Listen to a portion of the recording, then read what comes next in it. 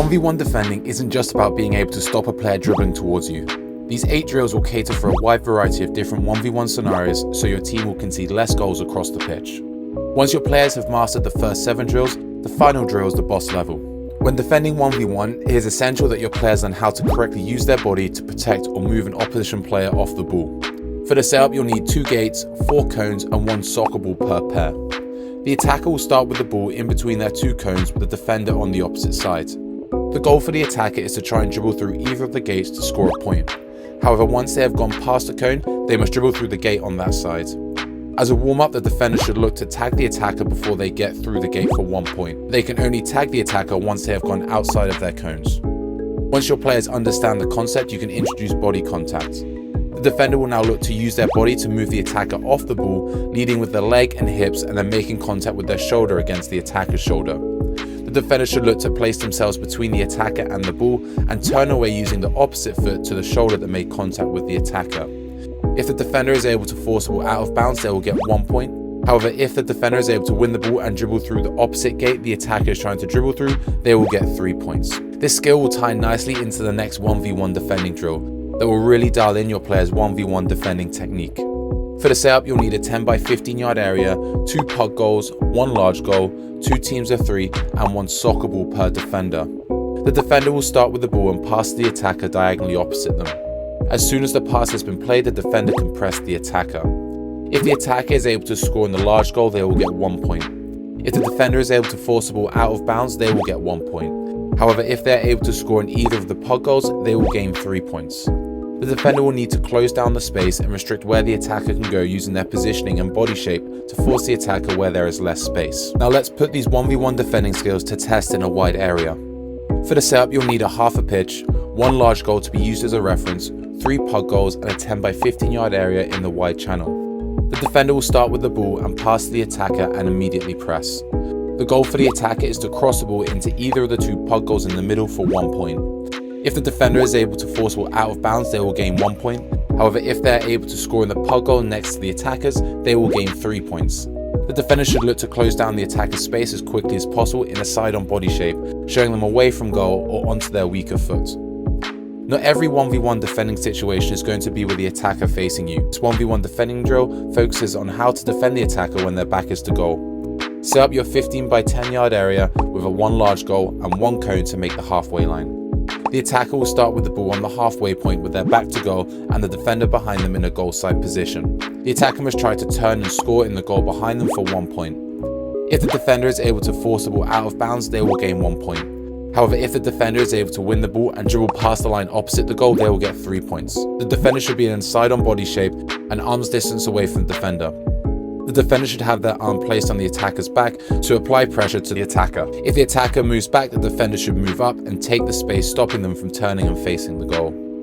As well as defending 1v1 with an attacker's back to goal, your players will need to learn how to deal with aerial balls being played into the target player. For this, you'll need 2 cones 7 yards apart, 1 soccer ball and 3 players per group.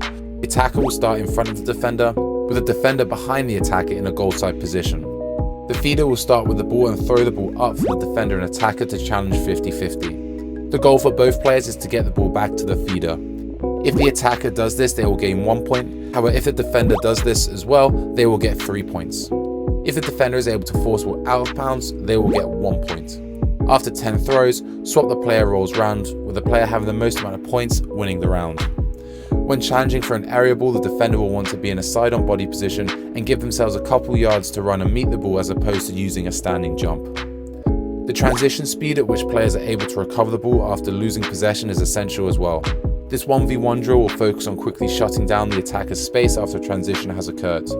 For the setup, you'll need a 15 by 20 yard area split in half, 2 large goals, 2 puck goals, 2 teams of 3 and 1 soccer ball per player. The red team will start with the ball and dribble unopposed and score a goal opposite them. As soon as the shot has been taken, a blue player can enter the area to try and score in the goal opposite them, with the red player becoming the defender. This pattern will continue until the end of the round. If the attacking team is able to score a goal, they will gain 1 point. If the defending team is able to prevent a goal and force the ball out of bounds, they will get 1 point. However, if they are able to gain possession of the ball and score in either of the puck goals off to the side, they will get 3 points.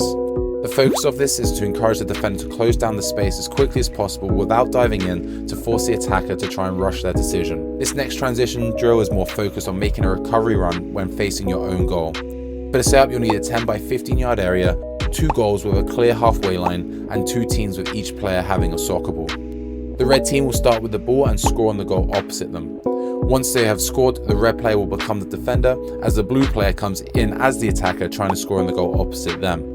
If the attacker is able to score a goal, the goal will be worth 1 point. If the defender can prevent the attacker from scoring, they will also gain 1 point.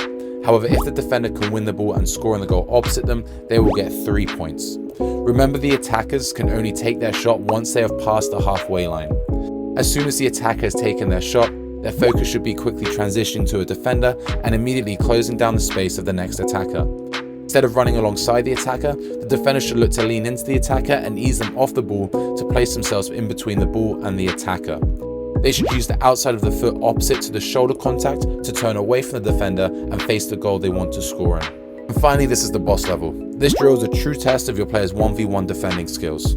For the setup, you'll need a 10 by 15 yard area, 1 large goal, 6 attackers, 3 defenders, and 1 goalkeeper. The defender will start with the ball and pass the attacker diagonally opposite them. As soon as a pass is played, the defender will begin to press with both the attackers coming into play. The attackers are trying to score on the goal for 1 point. If the defender is able to force the ball out of bounds, they will get 1 point. However, if they're able to win possession of the ball and dribble past the line opposite the goal, then they will get 3 points. Watch how the defender turns a 1v2 into a 1v1.